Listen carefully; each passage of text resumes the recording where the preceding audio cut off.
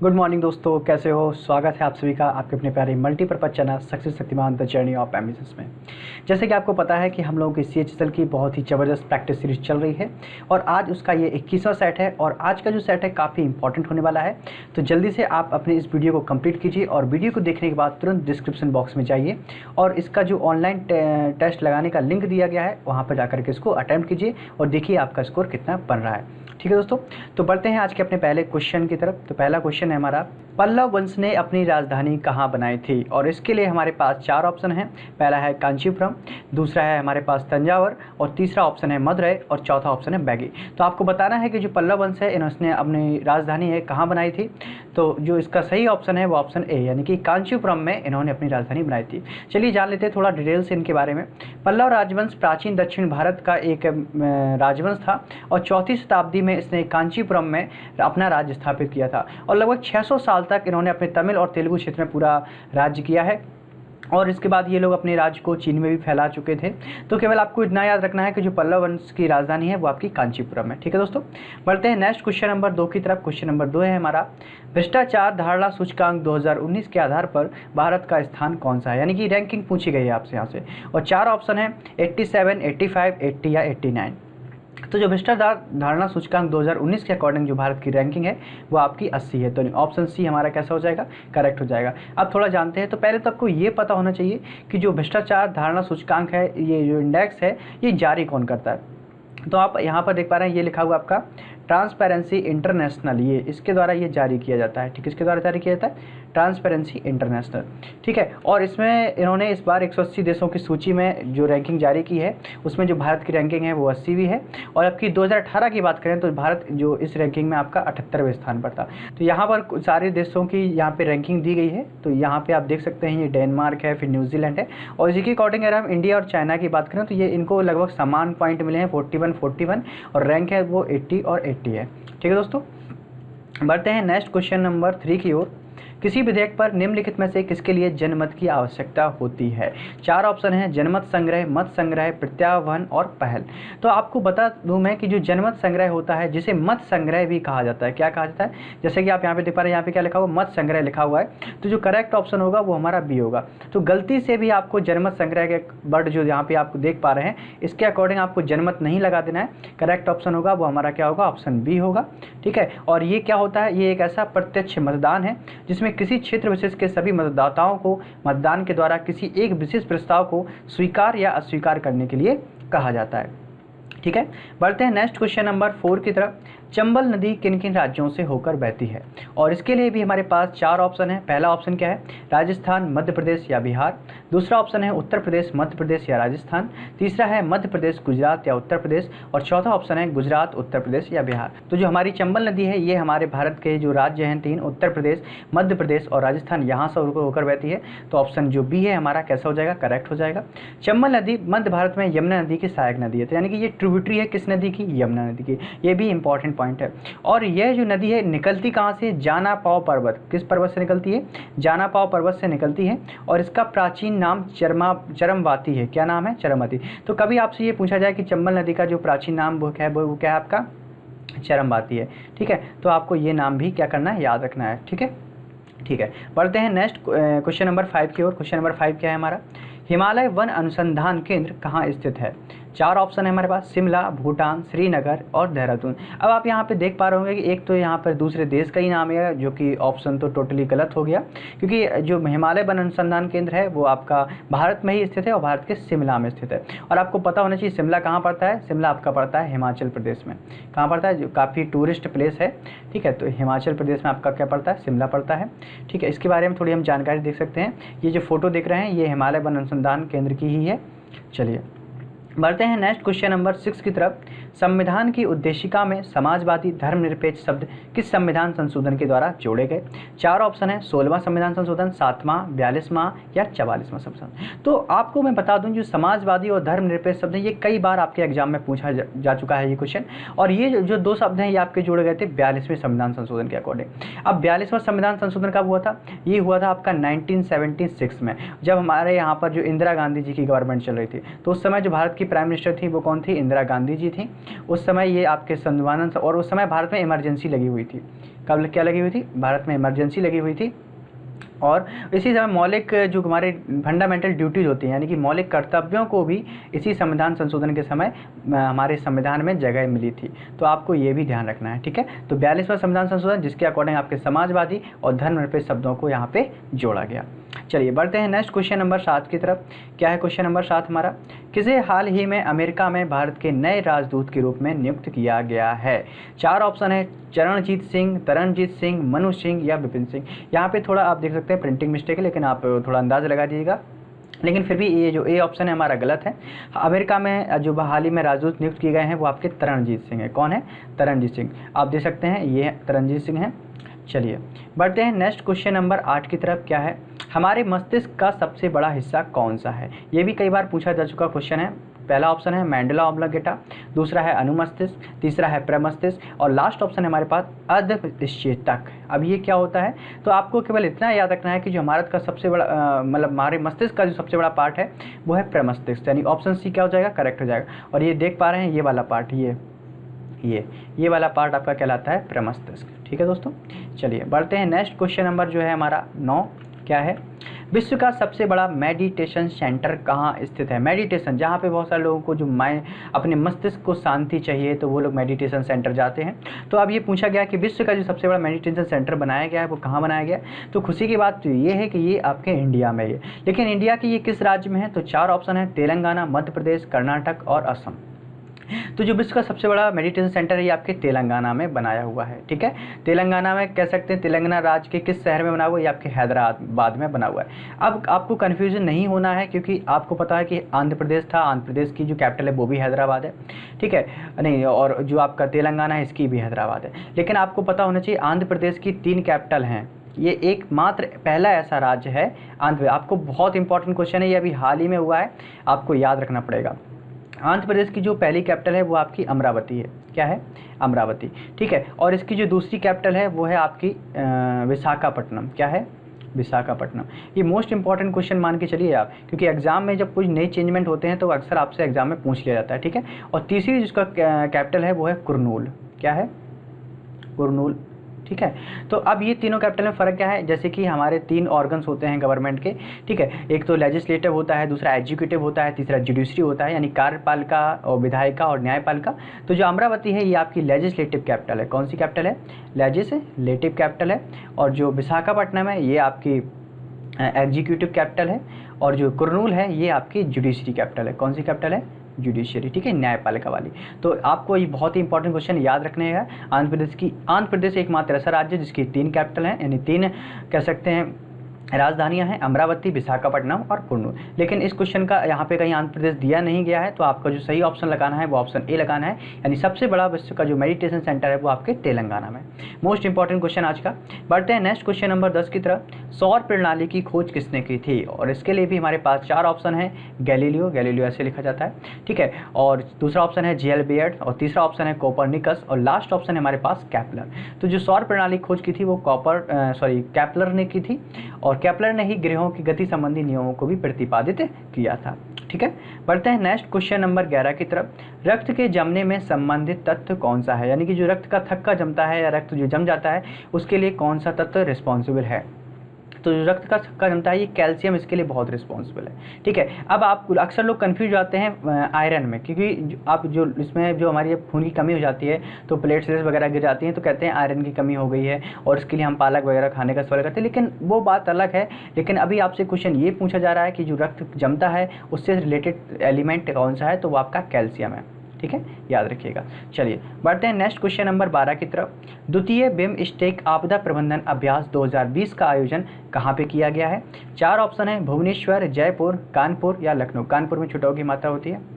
चलिए, तो जो द्वितीय बिमस्टेक आपका अभ्यास का आपदा प्रबंधन किया गया, ये आपके भुवनेश्वर में किया गया। अब पहले तो आपको ये पता होना चाहिए बिमस्टेक होता क्या है। ये बिमस्टेक यानी कि जो बंगाल की खाड़ी है हमारी, वे ऑफ बंगाल के जो आपके जितने भी आसपास के देश हैं उनका एक ऐसा समूह है, या कह सकते हैं आर्थिक समूह है, ठीक है। तो अभी कभी आपसे यदि बिमस्टेक का फुल फॉर्म पूछ लिया जाए, बिम स्टेक, और यहाँ पे ईसी थोड़ा अलग होता है, ठीक है। अब बी का मतलब यहाँ पे है आपका बांग्लादेश, बी का मतलब क्या है यहाँ पे बांग्लादेश है, ठीक है। और आई का मतलब है आपका इंडिया यानी कि भारत, और एम का मतलब है यहाँ पे म्यांमार, ठीक है। और जो एस है इसका मतलब है आपका श्रीलंका, क्या है श्रीलंका। तो ये आपके यहाँ पे 4 देश दिख रहे हैं, और यहाँ पे हाँ टी भी जोड़ा गया है, टी का मतलब है थाईलैंड, क्या है थाईलैंड। और जो आपका ईसी है इसको कहा जाता है इकोनॉमिक कोऑपरेशन यानी कि संघ, ठीक है, आर्थिक संघ कह सकते हैं। तो ये आपके 5 देश हैं, बांग्लादेश, इंडिया, म्यांमार, श्रीलंका और थाईलैंड। और इसका जो अभी हाल ही में हुआ था फरवरी में 2020 में, वो भुवनेश्वर में हुआ था। चलिए बढ़ते हैं नेक्स्ट क्वेश्चन नंबर 13 की तरफ। निम्न में से किसने कांग्रेस ऑफ वियना का आयोजन किया था? 4 ऑप्शन हैं, नेपोलियन, मुसोलिनी, मेटरनिया और या बिस्मार्क। तो जो कांग्रेस ऑफ वियना का आयोजन हुआ था ये मेटरनिया ने किया था, तो ऑप्शन सी तो करेक्ट हो गया। और कब हुआ था देख लीजिए। वियना की कांग्रेस यूरोपीय देशों के राजदूतों का एक सम्मेलन था जो सितंबर 1814 से जून 1815 के बीच में वियना में आयोजित किया गया था, और इसकी अध्यक्षता ऑस्ट्रियाई राजनेता मेटरनिख ने की थी, ठीक है। अब यहाँ पे मेटरनिख लिखा हुआ है और कहीं कहीं मैंने मेटरनिया दिखा है, तो आपको कंफ्यूज नहीं होना। यदि आप इसमें से आपको कोई भी ऑप्शन मिल जाता है, चाहे आपको मेटरनिख देखने को मिल जाए चाहे आपको मेटरनिया देखने को मिले, आप इनमें से कोई भी मिल जाए तो आप उसी को टिक लगाएंगे, ठीक है। चलिए बढ़ते हैं नेक्स्ट क्वेश्चन नंबर 14 की तरफ। निम्न में से ऊष्मा का अच्छा चालक है लेकिन विद्युत का खराब चालक है। ये कई बार एग्जाम्स में पूछा जा चुका है, इसकी तो आप कह सकते हैं ये सिंपल आने जाने वाला क्वेश्चन है। और 4 ऑप्शन है, बहुत ही सरल भी क्वेश्चन है, अभ्रक, सेल्यूलॉइड, एस्बेस्टस या पैराफिन मोम। तो जो अभ्रक होता है ये आपका क्या होता है, ऊष्मा का सबसे अच्छा कंडक्टर होता है, लेकिन इलेक्ट्रिसिटी का ये क्या का होता है, बैड कंडक्टर होता है, यानी कि इसमें करंट फ्लो आपका नहीं होता है, ठीक है दोस्तों। चलो अब आपको बता दें कि ये क्या है, ये आग्नेय एवं कायांतरित चट्टानों के खंड के रूप में पाया जाता है। इसमें बहुत पतली पतली परतों में चीरा जा सकता है। कभी आपने प्रेस देखी है, प्रेस जिससे हम लोग अपने कपड़ों में करते हैं, तो उस प्रेस में एक नीचे आपने कभी देखा होगा कि प्रेस में हम करंट जाते हैं और जो पत्ती होती है इस प्रकार की वो गर्म भी हो जाती है, लेकिन कभी उससे हमें करंट नहीं लगता। क्यों? उसके अंदर एक लेयर होती है जो अभ्रक की ही लेयर होती है। किसकी लेयर होती है? अभ्रक। और इसको माइका भी कहा जाता है। क्या कहा जाता है? माइका भी कहा जाता है। तो जिससे जब करंट इसमें फ्लो होता है तो करंट फ्लो होने के कारण ये पत्ती गर्म तो हो जाती है, यानी कि ऊष्मा को ट्रांसफ़र तो कर देती है, लेकिन इलेक्ट्रिसिटी को ये ट्रांसफ़र नहीं करती है, इसीलिए हमें करंट भी नहीं लगता। और प्रेस में अभ्रक का ही इस्तेमाल किया जाता है, यानी कि माइका का इस्तेमाल किया जाता है। बढ़ते हैं नेक्स्ट क्वेश्चन नंबर 15 की तरफ। Bharat international intellectual property index 2020 में किस स्थान पर आया है? 4 ऑप्शन है, 27, 43, 30 या 40। तो इंडिया की जो इस बार रैंकिंग रही है वो 14th पोजीशन पर रही है। कौन सी पोजीशन पर रही है? 14th पोजीशन पर रही है। और यदि हम कंपेरिजन करें 2019 से, तो जो भारत की रैंकिंग थी वो 36th पोजीशन पर थी। अब आपको ये बहुत इंपॉर्टेंट है, क्योंकि अब रैंकिंग तो ऑलमोस्ट सभी लोग तैयार करते हैं, तो एग्जाम में इनके पूछे जाने की जो पॉसिबिलिटी है वो काफ़ी कम हो गई है। तो अब आपको ये ध्यान रखना है कि ये इसको जो आपका ये इंडेक्स है रिलीज कौन करता है? तो US chamber of commerce global innovation policy centre, ये इसको क्या करता है? रिलीज करता है। ठीक है, चलिए बढ़ते हैं नेक्स्ट क्वेश्चन नंबर 16 की तरफ। क्या है? क्लोरोफॉर्म के संबंध में निम्न में से कौन सा कथन सही है? यहाँ पे हमारे पास पहला है द्रव ईंधन, दूसरा ऑप्शन है निश्चेतक, तीसरा ऑप्शन है फाजिन उत्पन्न करना, और लास्ट ऑप्शन है यानी कि विकल्प 2 या 3। क्लोरोफॉर्म के संबंध में यदि हम बात करें तो क्लोरोफॉर्म का इस्तेमाल निश्चेतक के रूप में भी किया जाता है, और यदि क्लोरोफॉर्म का यदि हम केमिकली रूप से उपयोग करें तो इससे फाजिन गैस भी आपकी उत्पन्न होती है। तो कहने का मतलब जो हमारा ऑप्शन डी है वो कैसा हो जाएगा? करेक्ट हो जाएगा। चलिए, इसका जो केमिकल फॉर्मूला होता है वो क्या होता है आपका? CHCl3 होता है। यहाँ पे आपको दिख नहीं रहा हो तो CHCl3 इसका केमिकल फॉर्मूला है। ठीक है, और इसका यदि IUPAC के नाम की बात करें तो ये लिखा है ट्राइक्लोरोमेथेन। क्या है? ट्राइक्लोरोमेथेन। चलिए बढ़ते हैं नेक्स्ट क्वेश्चन नंबर 17 की तरफ। क्या है? विश्व रेडियो दिवस 2020 की थीम क्या है? ठीक है, तो विश्व रेडियो दिवस जो आपका मनाया गया है, ये पहले तो आपको ये पता होना चाहिए कि मनाया कब जाता है। तो जो आपका विश्व रेडियो दिवस है ये हर वर्ष 13 फरवरी को मनाया जाता है। कब मनाया जाता है? 13 फरवरी को मनाया जाता है।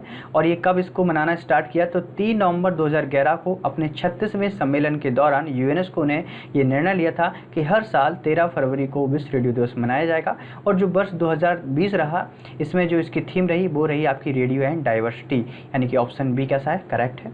बढ़ते हैं नेक्स्ट क्वेश्चन नंबर 18 की तरफ। सुल्तानपुर पक्षी अभयारण्य किस राज्य में स्थित है? तो सुल्तानपुर पक्षी अभयारण्य के लिए 4 ऑप्शन है, गुजरात, महाराष्ट्र, हरियाणा या पंजाब। तो जो सुल्तानपुर पक्षी अभयारण्य ये आपके हरियाणा में स्थित है। बढ़ते हैं नेक्स्ट क्वेश्चन नंबर 19 की तरफ। क्वेश्चन नंबर 19 क्या है? ऑपरेशन फ्लड का संबंध किससे है? इसके लिए हमारे पास 4 ऑप्शन है, दुग्ध उत्पादन, बाढ़ नियंत्रण, मत्स्य उत्पादन और अंडा उत्पादन। तो ये क्वेश्चन आपका कई बार एग्जाम में पूछा भी जा चुका है, तो कह सकते हैं सबसे सिंपल क्वेश्चन होता है। तो ऑपरेशन फ्लड का जो संबंध है वो आपके दुग्ध उत्पादन से, ठीक है। तो दुग्ध क्रांति या ऑपरेशन फ्लड भारत की योजना है जिसमें भारत में दूध की कमी को दूर किया जा सके, और इसे श्वेत क्रांति के नाम से भी जाना जाता है। तो कभी आपसे ये क्वेश्चन भी घुमा फिरा के आ सकता है कि श्वेत क्रांति का संबंध किससे है, ऑपरेशन फ्लड का संबंध किससे है, तो सारा ये संबंध है दुग्ध उत्पादन से, ठीक है। और इसकी शुरुआत हुई थी, ये आपकी हुई थी 13 जनवरी 1970 को। चलिए पढ़ते हैं नेक्स्ट क्वेश्चन नंबर 20 की तरफ। नेताजी सुभाष चंद्र बोस हवाई अड्डा कहाँ पर स्थित है? 4 ऑप्शन है, पटना, कोलकाता, मुंबई या दिल्ली। तो जो नेताजी सुभाष चंद्र बोस हवाई अड्डा है ये आपका स्थित है कोलकाता में। कहाँ पर स्थित है? कोलकाता में स्थित है, यानी कि ऑप्शन बी हो जाएगा, करेक्ट हो जाएगा, ठीक है। चलिए बढ़ते हैं नेक्स्ट क्वेश्चन नंबर 21 की ओर। क्या है? वर्तमान में भारत में राज्यों की संख्या कितनी है? 4 ऑप्शन है, 28, 29, 30, 27। अब बहुत सारे लोगों को तो ऐसा लग रहा होगा ये क्वेश्चन पूछ ही क्यों लग गया, क्योंकि बच्चे को पता है कि भारत में कितने राज्य हैं, लेकिन अभी आपको हाल ही में पिछले साल काफ़ी सारे चेंजेस हुए हैं, तो इस क्वेश्चन को जानना काफ़ी इंपॉर्टेंट हो जाता है, क्योंकि हम नहीं चाहते कि एक छोटी सी गलती आपके 2 नंबर लेके चली जाए। तो देख लो, वैसे आपको बता दें जो आपका तेलंगाना जो नया राज्य बना था, ये आपका कौन सा नंबर का राज्य बना था? तेलंगाना जो बना था आपका ये 29वां राज्य बना था, ठीक है। और जब ये तेलंगाना 29वां राज्य बना तो कहने का मतलब भारत में राज्यों की संख्या कितनी होगी? 29 होगी। लेकिन उस समय जब तेलंगाना राज्य बना था आपका, तो केंद्र शासित जो हमारे राज्य थे हमारे देश में, उनकी संख्या कितनी थी? वो उनकी संख्या 7 थी, ठीक है। लेकिन फिर बाद में क्या हुआ, जैसे कि आपको पता है आर्टिकल जो 370 था ये आपका जम्मू कश्मीर से हटाया गया, तो आपका जो जम्मू कश्मीर राज्य था ये 2 केंद्र शासित में और टूट गया, यानी कि एक आपका बन गया जो जम्मू कश्मीर हो गया, ठीक है, और दूसरा जो आपका हो गया लद्दाख, ठीक है। क्या हो गया? लद्दाख। तो कहने का मतलब ये है कि 7 केंद्र शासित प्रदेश थे, अब इनकी संख्या कितनी हो गई? आपकी 9 हो गई। तो केंद्र शासित प्रदेश संख्या 9 हो गई। तो अब यहीं पे हम कहें कि हमारा एक जम्मू कश्मीर जो राज्य था वो अब घट करके 1 चला गया, तो यहाँ पे राज्यों की संख्या कितनी हो गई? 28 हो गई। लेकिन अभी आपको एक क्वेश्चन और बता देता हूँ कि जो केंद्र शासित प्रदेश हैं आपके, अब जो आपका एक केंद्र शासित प्रदेश था आपका दमन और दीव, ठीक है, और एक दूसरा था आपका दादरा नागर हवेली। क्या था? दादरा नागर हवेली। तो इन दोनों जो केंद्र शासित प्रदेशों को क्या करके मिला करके कंबाइन करके एक केंद्र शासित प्रदेश बनाया गया, यानी कि केंद्र शासित प्रदेशों की संख्या भी हमारी घट करके 1 कम हो गई है, तो यानी कितनी हो गई? 8। तो नया क्वेश्चन जो यदि आपसे बनता है तो यानी कि भारत में वर्तमान में जो राज्य हैं वो कितने हैं? वो 28 राज्य हैं, ठीक है दोस्तों। और अगर केंद्र शासित प्रदेशों की संख्या पूछी जाए भारत में तो इस समय उनकी संख्या भी कितनी है? 8 है। चलिए तो ऑप्शन ए हमारा कैसा हो गया? करेक्ट हो गया। बढ़ते हैं नेक्स्ट क्वेश्चन 22 की तरफ। कॉर्पोरेट सोशल रिस्पॉन्सिबिलिटी के जरिए खेलों को प्रोत्साहित करने के लिए किस कंपनी को राष्ट्रीय खेल पुरस्कार 2020 दिया गया है? 4 ऑप्शन है, CIL, ONGC, IOCL या NTPC। ये रेलवे वाला NTPC नहीं है। तो ऑप्शन जो बी है वो आपका करेक्ट है, क्योंकि जो खेलों के लिए इस बार अवार्ड मिला है कॉर्पोरेट सोशल रिस्पॉन्सिबिलिटी के द्वारा वो ONGC को मिला है, और ONGC का फुल फॉर्म क्या होता है? Oil natural gas corporation. ये एक महारत्न कंपनी है। चलिए पढ़ते हैं नेक्स्ट क्वेश्चन नंबर 23 की ओर। सुप्रीम कोर्ट के अयोध्या फैसले के बाद गठित श्री राम जन्मभूमि तीर्थ क्षेत्र ट्रस्ट का अध्यक्ष किसे बनाया गया है? 4 ऑप्शन है, महंत श्री नृत्य गोपाल दास, चंपत राय, स्वामी देवगिरी या नृपेंद्र मिश्र। तो जैसे फोटो में आप देख पा रहे हैं ये तो सभी लोग जानते हैं हमारे PM जी हैं, ठीक है। अब यहाँ पे जो आपको ये महंत जी दिख रहे हैं ये हैं आपके महंत श्री नृत्य गोपाल दास, जिन्हें इस ट्रस्ट का तीर्थ क्षेत्र का अध्यक्ष बनाया गया है, ठीक है। तो ऑप्शन बी ए हमारा कैसा हो जाएगा? करेक्ट हो जाएगा। नेक्स्ट क्वेश्चन नंबर 24 की ओर बढ़ते हैं। आर्य समाज के संस्थापक कौन थे? 4 ऑप्शन है, आचार्य नरेंद्र देव, दयानंद सरस्वती, राजा राममोहन राय या विनोबा भावे। तो आर्य समाज की जो स्थापना हुई थी वो स्वामी दयानंद सरस्वती जी के द्वारा की गई थी, और ऑप्शन बी हमारा करेक्ट हो जाएगा। आपको जो इनका जन्म हुआ था वो 12 फरवरी 1824 को हुआ था, और इनकी जो डेथ हुई थी वो 13 अक्टूबर 1883 को हुई थी, ठीक है दोस्तों। चलिए आज का हमारे टेस्ट का लास्ट क्वेश्चन नंबर 25 पे हम लोग पहुंच रहे हैं। आज़ाद हिंद फौज की स्थापना कहाँ हुई थी? तो 4 ऑप्शन है, सिंगापुर, थाईलैंड, ब्रिटेन या इटली। तो आज़ाद हिंद फौज की स्थापना ये हुई थी आपकी सिंगापुर में। कहाँ पर हुई थी? सिंगापुर में हुई थी। तो ऑप्शन ए हमारा कैसा हो जाएगा? करेक्ट हो जाएगा। अब चलिए थोड़ा इसके बारे में और जान लेते हैं। इस आज़ाद हिंद फौज का गठन पहली बार राजा महेंद्र प्रताप सिंह द्वारा 29 अक्टूबर, ये डेट जरूर याद रखिएगा, कब हुई थी? 29 अक्टूबर 1915 को अफगानिस्तान में हुआ था। पहली पहली बार गठन की बात हो रही है यहाँ पे। लेकिन मूल रूप से उस वक्त यह आज़ाद हिंद सरकार की सेना थी जिसका लक्ष्य अंग्रेजों को लड़कर भारत को स्वतंत्रता दिलाना था। तो इसके जो स्थापना की थी वो आपकी जो रियल में मानी जाती है वो जनरल मोहन सिंह के द्वारा मानी जाती है, ठीक है। और कब हुई थी? अगस्त 1942 में हुई थी। और कहाँ पर हुई थी? सिंगापुर में हुई थी। तो अब आपसे कभी कभी इस प्रकार से दो क्वेश्चन है। यदि क्वेश्चन ये आ जाता है कि पहली बार आज़ाद हिंद फौज की स्थापना कहाँ हुई थी? अफगानिस्तान में हुई थी। कहाँ पर हुई थी? अफगानिस्तान में। लेकिन यदि पूछा भारत के अकॉर्डिंग, यदि कंपैरिजन पूछा है तो आपको आंसर लगाना है सिंगापुर, ठीक है। और लेकिन क्योंकि आपको एग्जाम में एक ही आंसर दिया जाएगा, ठीक है, तो आपको कंफ्यूज इसलिए नहीं होना है कि अगर आपको दो ऑप्शन मिल जाते हैं, एक अगर सिंगापुर मिल जाता है या सिंगापुर नहीं मिलता है और उसके स्थान पर अफगानिस्तान मिलता है, तो अगर आपको सिंगापुर ना मिले ऑप्शंस में तो आपको जो टिक लगाना है वो आपको अफगानिस्तान पर लगाना है। आपको ये नहीं कहना है कि ये क्वेश्चन गलत है क्योंकि इसमें तो गलत ऑप्शन दिए नहीं गए, तो अफगानिस्तान को आपके टिक लगा देना है। तो आइए दोस्तों, आपको वीडियो अच्छी लगी होगी तो ज़्यादा से ज़्यादा दोस्तों का शेयर करें और तुरंत डिस्क्रिप्शन बॉक्स में जा करके लिंक पर आप टेस्ट को अटेम्प्ट करें और देखिए आपका स्कोर कितना बन रहा है और अपना स्कोर जरूर हमें बताएं। चलिए मिलते हैं अपने टेस्ट में, तब तक के लिए टेक केयर, बाय बाय, ध्यान रखें और तैयारी को बेहतर बनाते रहिए। सी यू।